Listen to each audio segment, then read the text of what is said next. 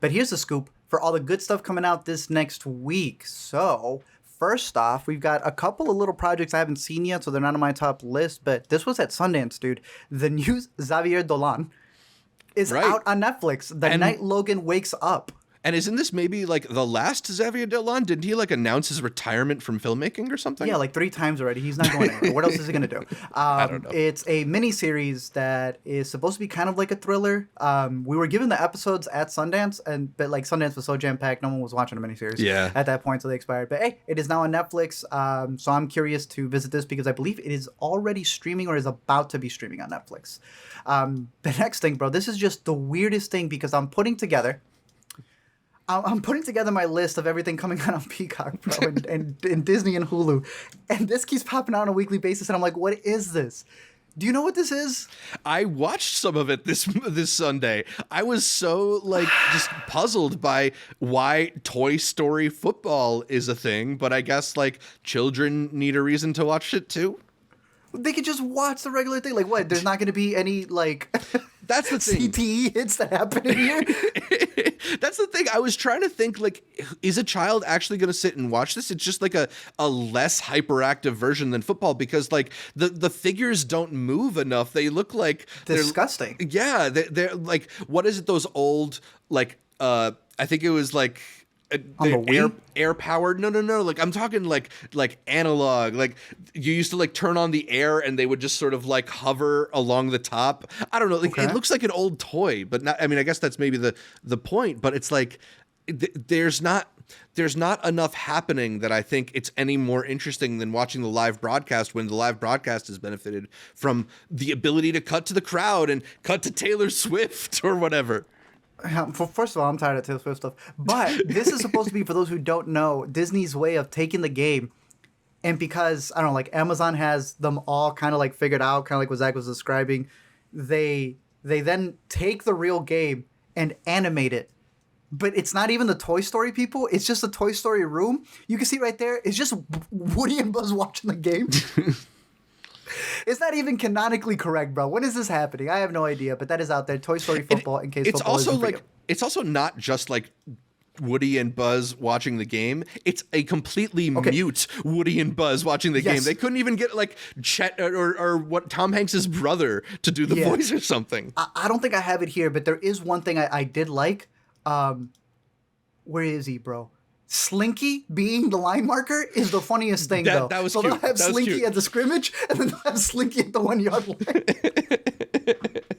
They need to do that in the real game. Yeah. Then you'll get more viewers. I can just imagine having a ginormous Slinky. That is out there. They're putting it on Sunday, so you could watch it after you watch The Exorcist, because you're going to need something to cleanse yourself from this. Maybe because it's a horror. Maybe because it's going to be Blumhouse ruining yet again another franchise. This man just finished the Halloween movies. Now he's doing The Exorcist. I have heard no one, like even the devil tweeted out, I don't know about this one. Exorcist Believer looks like it could be good because it's got a decent cast. Sure. But I can't remember the last time we've had a good exorcism movie.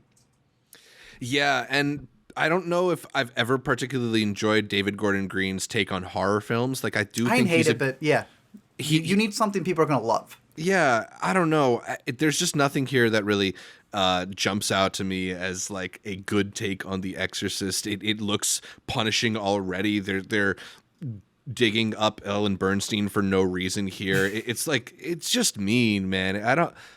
I just. This is the kind of horror film that I try my best to avoid at all costs. Yeah, well, it's going to be out. That's the big release of this week, as well as a bunch of other horror movies for Shudder and Netflix that will be coming out. But let's talk about our picks for this week that you can catch right now. Let's do it. My 5 begins with the Max series, Young Love, the Academy Award-winning short film from a couple of years ago. Now has an entire series. It's got a really good voice cast with Issa Rae. If I'm not mistaken, it's Kid Cudi who does the main voice now. But it's really cute. It's really just about this family, and like the father, especially in the short, was all about being able to take care of his daughter's hair, even though the mother can't really do it. Yeah. And it's got some very familiar vibes, and it also takes place in Chicago, so to see Chicago animated, there you go, really cool. I'd highly recommend it. Young Love. I didn't realize they changed the name from Hair Love to Young Love, but I guess that makes sense since it's about more than hair. For the series. Yeah, exactly. Cool. I'm looking forward to it. Matthew Cherry. It's nice and short too, so it's like a really good watch. Nice. So I would recommend that one right there. The next one that I have up is playing in theaters right now if you are interested, but it's a lot better to just argue with your couple at home if you were to watch this together. Yep. Fair Play. It is coming out on Netflix this Friday. It was one of my favorite picks out of Sundance. I think it has a really great performance from Phoebe Devner, I want to say is her name. Denver or something. Does a fantastic Yes. job in this movie. He ranges so many emotions in this film, and it's about this kind of like a power couple, you could say, who are trying to make it up the ranks, and while they think the guy's the one who's going to make it, it ends up being the woman who makes it, and it causes so much turmoil. I thought it was a really good office thriller. I'd put it on your radar. It also comes from T Street, who is getting a lot of movies under their belt right now. T Street being, what's the name's company? Rian Johnson. Yeah. Which was the reason that we were excited about this one at Sundance. Something else from TIFF. I want to say American Fiction, if not Woman of the Hour, was also T Street. And then they ended up going to Netflix if it was Woman of the Hour. So I think it was Woman of the Hour, yeah. Right? Really good relationship there between the companies. So fair play. Definitely put this one on your radar. I would have even recommended seeing it in the theater if it was available. Yeah, Rian Johnson tweeted that this is an erotic thriller, which I still really disagree with, but it is a really effective office gender dynamics thriller, and there literally is sex in it, so I guess if you want to, but it's not like an erotic movie. There's a bathroom scene, I guess. But it's not enough to I guess, give it the whole label. Right. Because erotic thrillers is a genre. You and I have been holding our Alden Ehrenreich stock, and it hits. We saw some hard times post Solo, but that baby's back up. Twir not so, or whatever it is that he says. With a twir. Twir. I showed that clip to Alita. I was like, do you know about this? She's like, I don't know what you're saying. I played the clip. I was like, Hail Caesar, you don't remember this? Bro, we watched that whole clip twice. It's so good.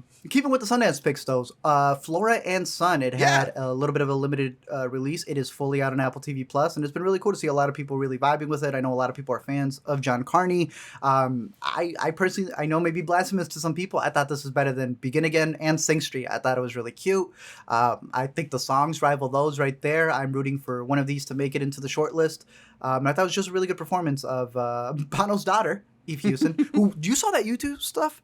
Of the Sphere? I just gotta mention that. Yeah, you want to go? Should we go after Sundance? I want to go so bad. That thing looks awesome. Just an excuse to talk about that because that looks great. No, his daughter is here acting and also performing as a mother who is struggling to have a connection with her son when she ends up meeting Joseph Gordon-Levitt online, who is giving guitar lessons, and they end up with this relationship and maybe even a family band. I thought it was really cute when we caught it over at Sundance, and I'm curious to revisit it now that it's over on Apple TV Plus. Yeah, it's very sweet. The music's fun. It's definitely one of the better movies from John Carney, although Once is still my top from there. The soundtrack is available on Spotify and stuff now, so if you need to catch up with Dublin 07. Apple TV, we'll say Apple, bro. Right. Yeah, but I'm not playing that brand game. Come on. Are we gonna say something else? No. Go ahead. Gen V, did you catch this yet? Not yet. Is it worth it? Does it live up to The Boys? It's exactly The Boys. Okay. It's exactly The Boys in college. They still got it. They still got the juice. Good. I am so excited to catch up on this. I realized quickly, we caught the first 3. I went into the app, right? I was like, yo, I got to see the rest of these. They gave us The Boys Season 1, The Boys Season 2, The Boys Season 3. We've been getting all of The Boys. There is no reason why this isn't sitting in our Prime library. And then I find out that it is Sony production. And Sony, after that Morbius review, has not given us anything. But I am 100% asking people to put this on their radar because if you like The Boys, they are still finding ways to make all of those jokes fit. Bro, there is a superhero in this college where they're all trying to rank up at number 1, who her power is with blood. So every episode is talking about self-harm, it's got the warning, and I'm like, whoa, that's such a clever way to approach that. There's another person whose power doesn't work unless they kind of vomit, and it's like, oh, you're getting into this idea of females having to do these things to be able to get the perfect look. There is someone who flips genders. That's their superpower. And so they go by she, him, and they play with this stuff so crazy, and then it's got just a storyline that is bonkers. Superhero powers that I feel like The Boys Season 3 was barely getting into some of this craziness and very hard R stuff. they've already laid the groundwork. So Gen V starts it off right off the first episode. Awesome. Highly recommend it. The first 3 are out, and it's going to be going weekly, I think, through November. So right. Really good spinoff. I know they had the cartoon one. Yeah. Nah, this is it. This is it. Cool. Yeah, I think the cartoon one maybe soured me a little bit on the world of the boys. So right, it's all right. Yeah, but I'm glad to hear that this is worth getting back in on. So I highly recommend this one. And I'm going to save my last pick because we've got a double up pick for this other South by Indie of the week. So Zach, start off with the other ones. All right. Let's go with one that is maybe of like a slight recommendation, maybe not like recommend it. All right. Well, let's talk a little bit about Cat Person because it is available in limited theaters. Talking about like gender dynamic thrillers. This would be a really interesting double feature with Fair Play. Although I don't know if like. If somebody would be willing to sit with you through both these movies because they push on a lot of buttons. And Cat Person, of course, is based on the viral New Yorker article that came out a couple years ago now.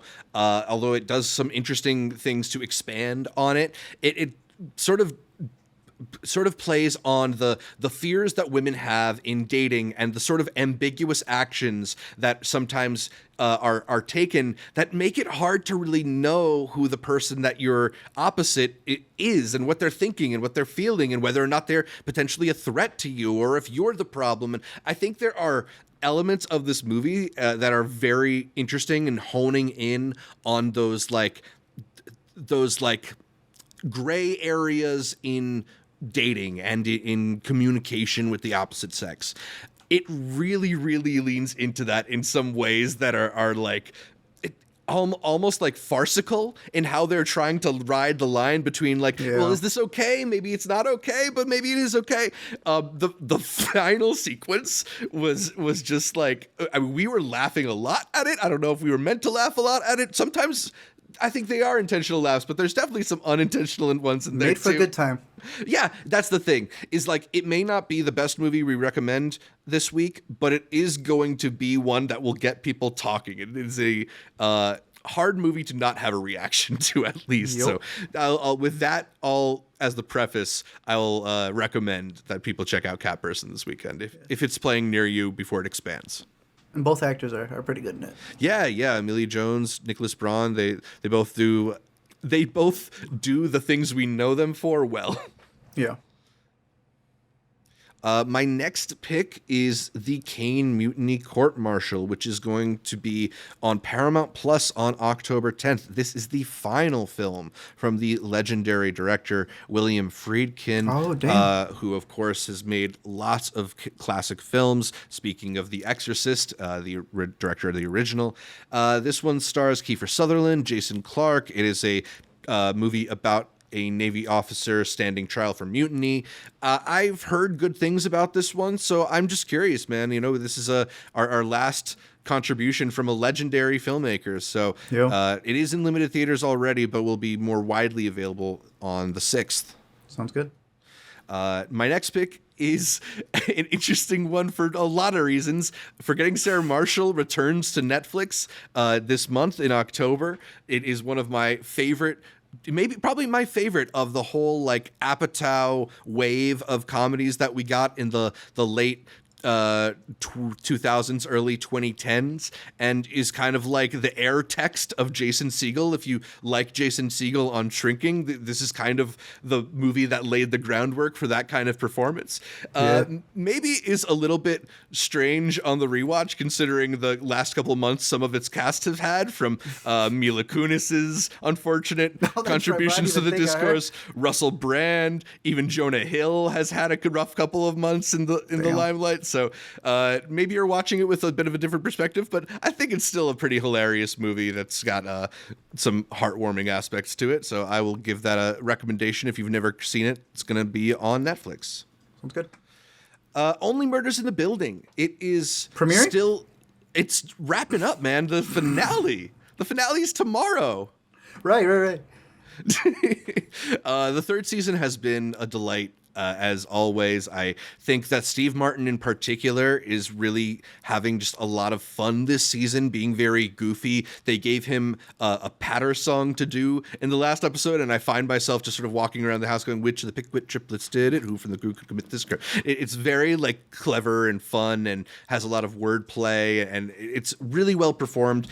He's just such a gift, and I don't know if you remembered that he was announcing that he might be taking a step back from acting after this wraps up, so we might not get a whole lot more from Steve Martin. So, I think he's shown why he's been such an iconic performer, such a memorable person to watch across these 3 seasons of Only Murders. So I'm looking forward to wrapping up the run with him, because it's just such a pleasure to have on. And they've also got Divine Joy Randolph, fresh off, she's been on the past couple of seasons, but seeing her again in Holdovers and then seeing her here, she's got such great range. So highlight. Yeah, I like her a lot, and I like the show a lot. And then my last pick, I tried to steal from you, and you said, "Nah, I like this movie more than you." Story Ave from South talk by. about it. This was a little movie that we thought was like a standout drama film that stars Asante Black and Luis Guzman. Luis Guzman's also a producer on it. But Asante Black's had a lot of really good roles throughout his career, barely starting, especially some more in TV. But this year he had Landscape with Invisible Hand that I know you preferred a little bit more when we caught it at Sundance. Yeah. I thought his performance was good in there, but then we came to Story Ave and I'm like, there we go. Now we're talking.